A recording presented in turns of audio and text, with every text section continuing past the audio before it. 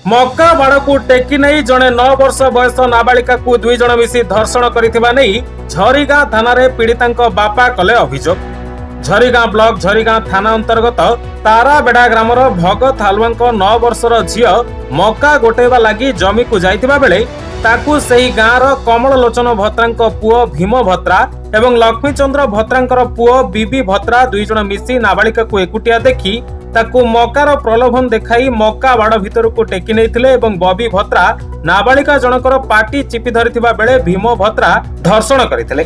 तबे जमी निकट देई किछि लोक साइकेल रे जाउथिबार देखि 2 जण दौड़ी चली जाइथिले। तबे पीड़िता नाबालिका जनक अति कष्ट रे घर को आसी सबु जणाइथिले।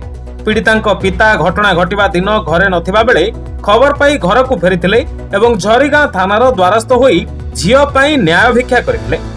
झरीगां पुलिस अभियोग को आधार करी भारतीय न्याय संहिता 65, 54 एवं BNS 6 रे मामला रुजु करथिबा जणा पड़िछे।